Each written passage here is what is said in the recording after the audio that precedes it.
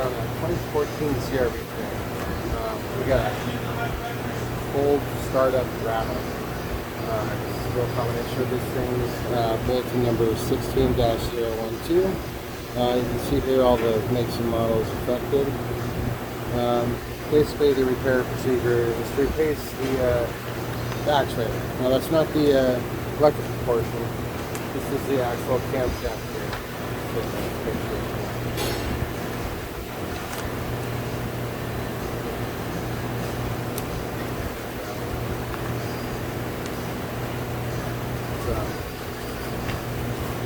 Replace this thing on the end there. It's going to be fine. Book time calls for 3 hours on this. We'll see if we can get it done a lot quicker. There's some good videos online. I'm just going to add to the plethora of those. I'll see if there's any little things that I do differently that the other guys do. Alright.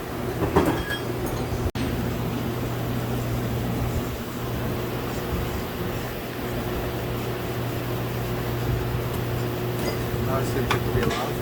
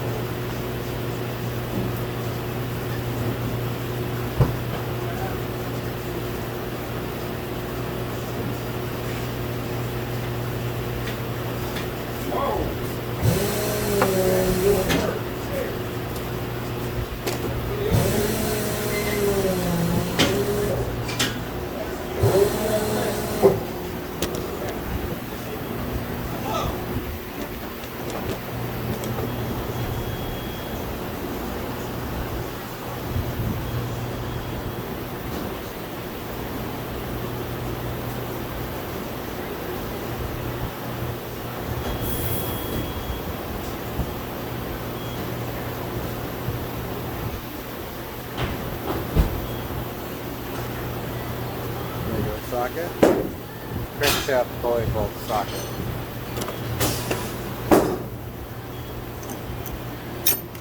Has a lot of extra mass. See how much thicker it is.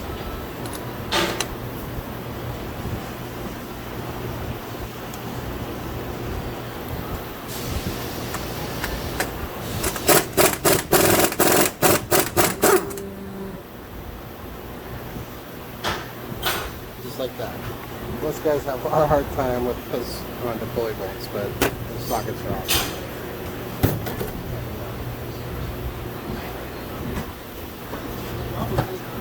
Yeah, let's go with that.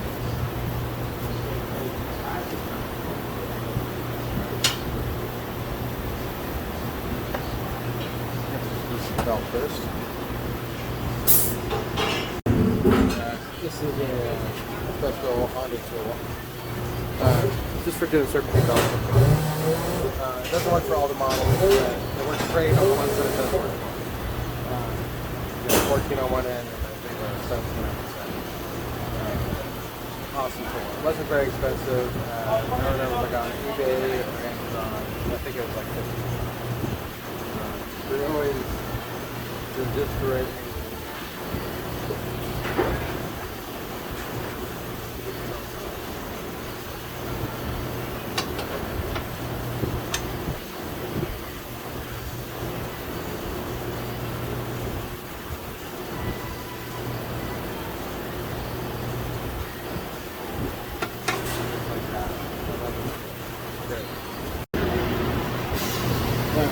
We got the full bolt off,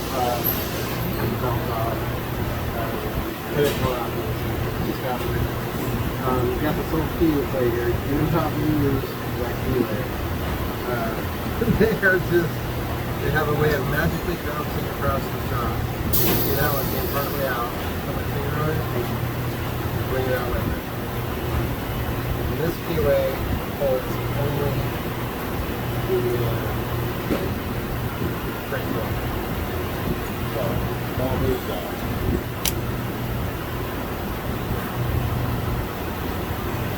And here, I'll get to my tensioner.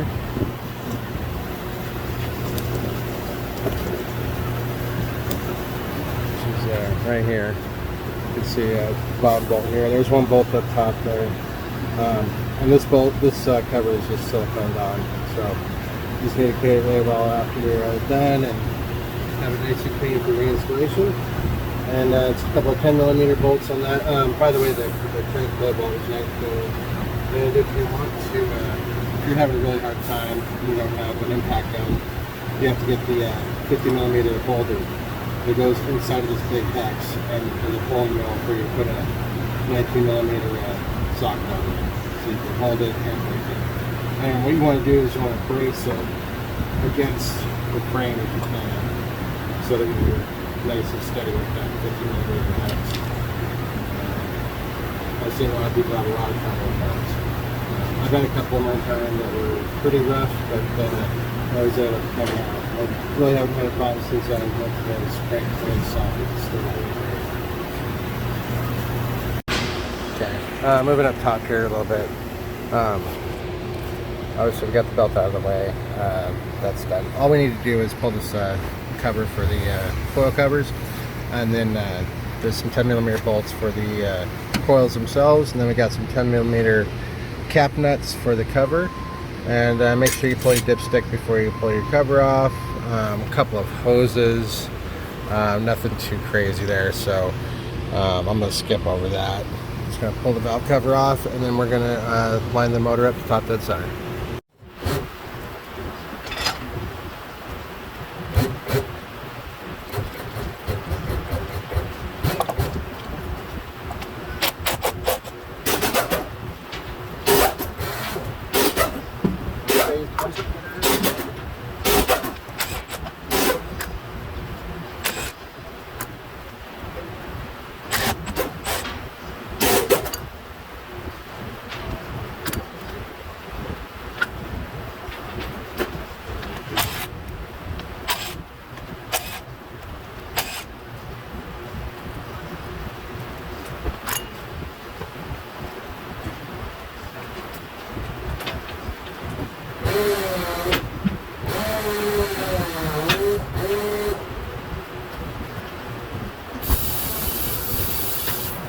I was like, okay. Yeah, really hard time to get it. Especially if it's hot.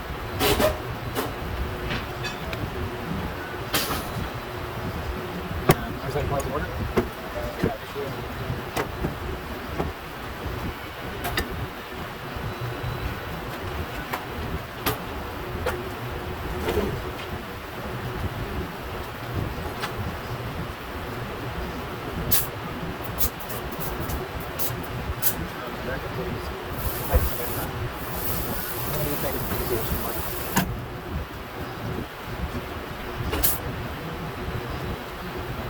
The trick I use is I'll take a torch, put it low, and I'll beat the hose up. Just real quick, and oftentimes I'll prevent it from splitting. Just keep CDOs that are notorious for splitting. I take a little bit of heat and sometimes I can just get more before I do that. But it's got so many hard times sometimes. I'll be good sizes. Okay, then we got the 10mm bolts for this bracket.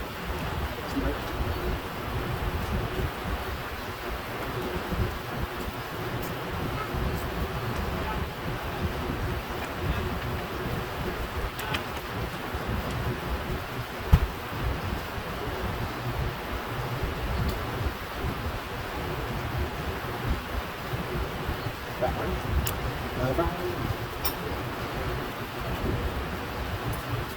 I forgot all about this car. What did you? Yeah. So, it depends how long. What are we doing on this one again? Like a BBT? We're doing the BCT actually. Yeah. This is the camper. That all we got to? I think I had my belt or tension. Yeah, apparently the dealer told me they needed a belt or a tension. They didn't do the belt that was freaking original. Here's the story. Oh, that's what the story. She comes in, like, hey, I think my time's about that. Oh, okay. So we gotta look at it, agree. Yeah, that's my time though. Thank you. She never fixed the dealer. Like, what are you talking about? We need to drive. I like driving. Yeah. All right, let's go. So, dealer's always the right thing to go. Find yourself a good independent shop. Get a mechanic like me, and don't have your car work on top. No, can't get these little things on, like the stick. About the gas, it's actually kind of like talking a lot. Makes it easier to get back here. Please get a place so maybe take the valve cover off, you should do the gasket. On occasion I've reinstalled it, but never that best with people.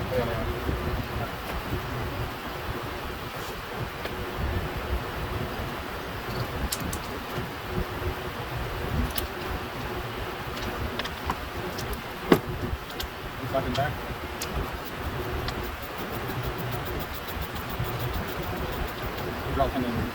Some of these valve covers. Pretty much any Honda you can take apart with the 10, 12, 17. That's about every car. So. I just keep those wrenches in my door pocket because I know whatever it is I can probably get taken care of on the side of the road with those 2 wrenches. Motors on.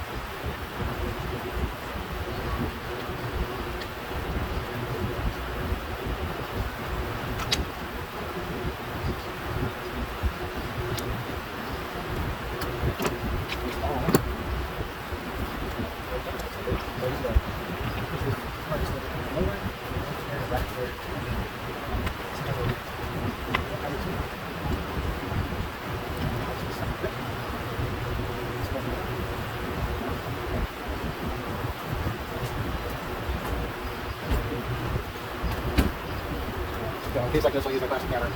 Rigging it with a 2x4 rigging camera. So just want to give it a little tap.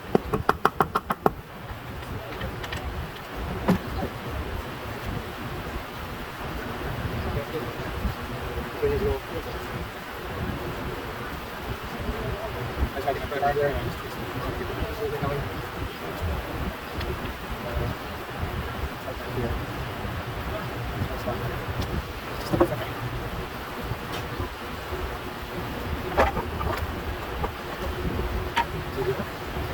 Time.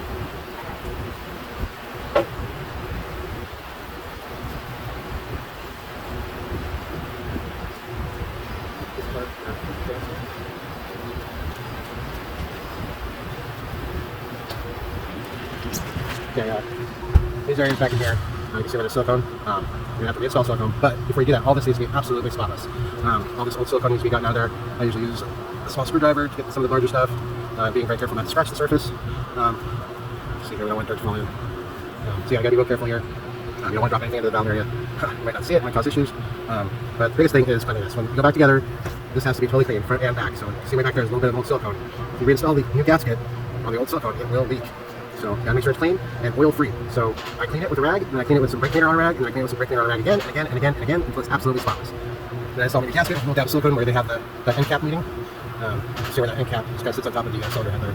And that's the mating surface that needs to be sealed properly. Where we're going to be working at today is on the, this is the actuator, okay? The other gear is just a stationary gear, it does not change timing. The intake does, and so we have the tri-lobe real VTEC here. I'm not sure which one the designation this is, but not all of them are real VTEC. So this is one of the few that is. And today we're going to be using our brand new tool. We got our fancy camshaft folding tool. $15 on Amazon. $50. This is our wonderful service advisor, Zach. Say hello to everybody, Zach. Hi. Okay, one thing we're going to do to make this a lot easier is we're going to pull the 4 spark plugs. That's going to make it easier to turn the engine over by hand. I hate fighting the compression because you got to keep steady pressure to fight it. So it's really easy to just to rip the plugs out, and we'll reinstall them later. We won't have a chance to inspect them that way. But this should be a pretty easy, quick job. Alright, here we go.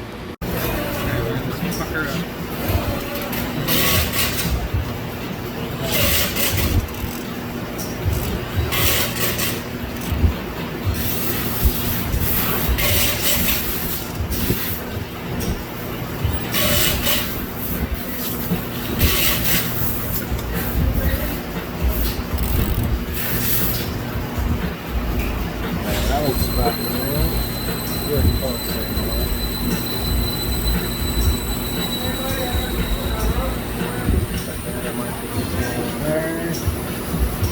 Just check the crankshaft and make sure.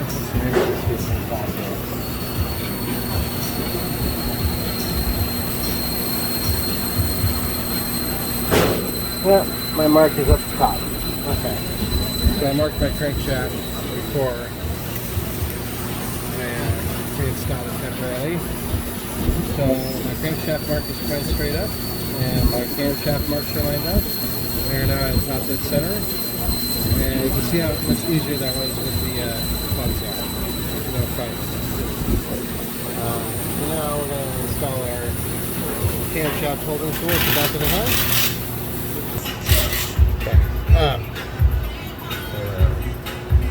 There's the pin. You can see it right there. There's the front one, and in the back it's a little difficult to see, but there it is. So I just found the hole, and then I had to put a crescent wrench on the camshaft itself and just kind of rock it until I found the hole exactly. It's a very exact match up there. And that will hold my camshafts in place while I have the chain loose. So I have no chance whatsoever. See our markers lined up there.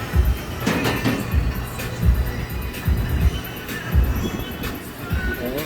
Now eliminate any chance of having an issue with the cam tighten. You don't want a code pop up backwards. If you're off even one tooth, it'll throw a code.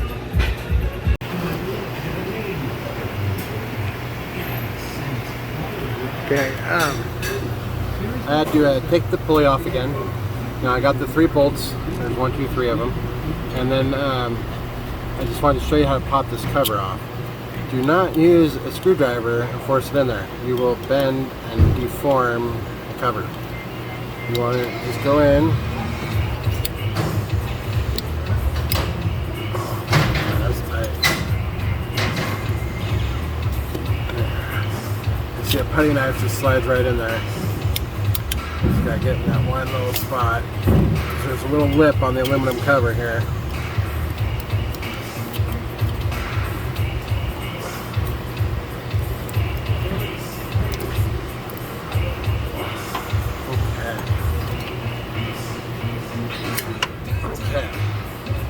So this is going to have to be absolutely clean, just like the valve cover.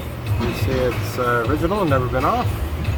Now we're going to pull the tensioner back in, and we're going to pull it out.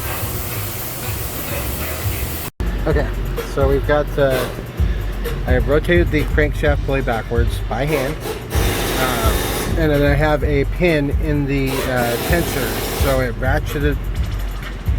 You know, it sucked it in and it'll stay there. And while I was doing that, I had this bungee hooked up, and you can see I got a bunch of slack in my chain now. So I think I'm going to be just fine doing it this way. It's going to be a little tight with the bungee tension on there, but I'm not going to lose my timing. So I think everything's going to work out great. I held the camshaft with a 23mm wrench on this side, not this side, because this is larger size, and there's a I don't know, it's just machined differently back here, so I didn't really want to mess with that side. I just put a 23mm on here. It was a perfect fit. I was able to put my very long breaker bar on here with a 17mm on the head. And I had to have an assistant hold the camshaft with the wrench, and it took a very extreme amount of force to break that loose. So what I did before I did that is I pulled my pin out of the back. Remember our pins back here? Because I didn't want it to mess up the reluctor. So I pulled that pin out temporarily while I cracked it loose. And then I reinstalled it after I was confident that I could get the bolt easily. So be careful of that. You know, you don't want a weird code coming up with intermittent cam synchronization codes or some crap like that. So just gotta be careful because those are aluminum. And we're gonna see if we can get this thing off now. I almost did it without videotaping this, but I did mark the link where the mark was. So after I rotated the engine back far enough, I was able to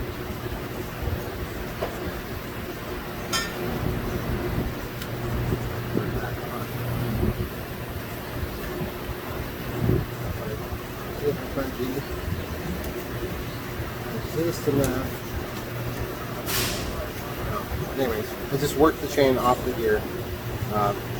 I had to get it off the gear or I was going to get off the guide there.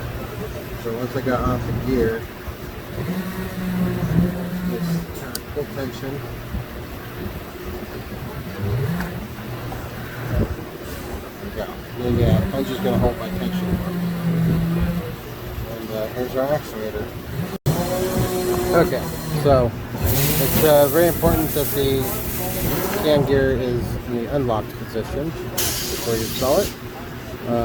There's a procedure to get it unlocked if it happens to become locked. And it says do not reuse the old actuator for any reason. Here's the what they tell you to do if you happen to get it locked. You're supposed to actuate it through the camshaft. That seems like a real pain in the butt, so be very careful that you don't get it locked. Okay? You have to apply air to that port or pressure to release it, to rotate it in the unlocked position.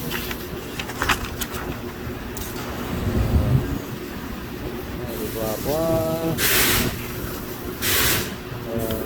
You can also do a wire tie like they show here.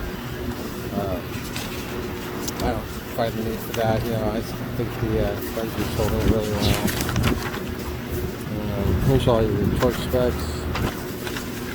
Okay. That right there. Here's for the cross tour. A little bit different, I guess.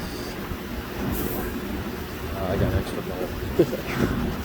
Okay, and there's the mark for your crankshaft pulley there. So you got the 3 notches and then the one that's to the left.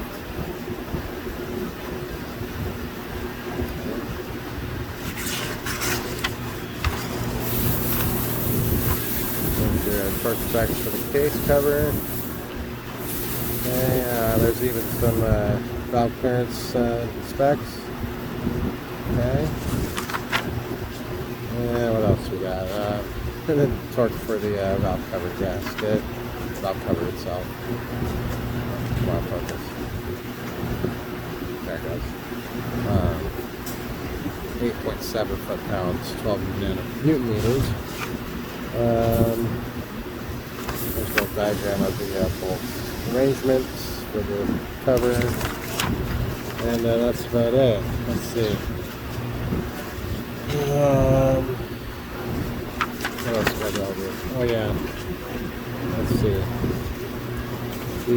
The new part number for that actuator. This is the Honda part number, and that's what you want to use. It's been revised to take care of this problem.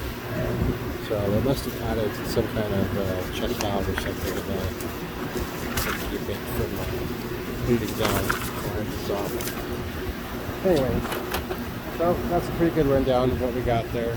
We're going to try and go back in with the new one. You can see we're in an unlocked position. And you can see on the end of the camshaft there's a little pin sticking out. You gotta make sure that gets all the way in there. You don't smash it over.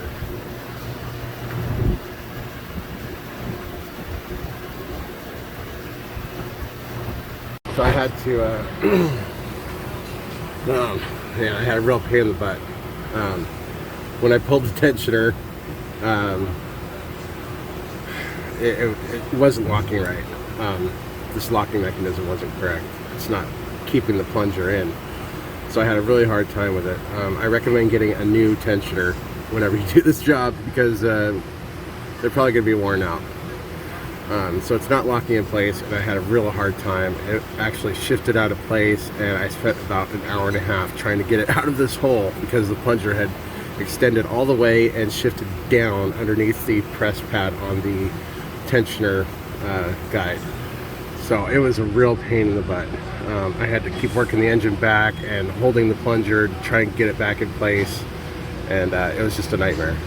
So anyways, I've been trying to get my chain right. You can see my notch is off. I'm off 1 tooth still. Before I was way over here with my, you know, you got this little keyway, and that's the top dead center for the piston number 1. So that's the orientation that the crankshaft is in for number 1. So you want it pointed straight up, but it's actually going to point straight up to right over here, because you can see on here, you know, my white mark is supposed to be lined up with the pointer, and then my my keyway is just slightly off of that to the right. So right now, the way my keyway is, I'm just off a bit. I don't know if you can see that. Okay, so it should be pointing straight up in relation to the oil pan. Okay, that's the parting line for the lower block, and so it should be pointed straight up. And it's just slightly off of the timing mark there that we have. So, and then there's a couple sets of marks on here. So you want the 1 mark with the 3. There's a whole nother set of marks with a bunch of marks. You do not want to use those. Those are incorrect. You want the 3 notches and then the 1. The 1 to the left of the 3 is top dead center.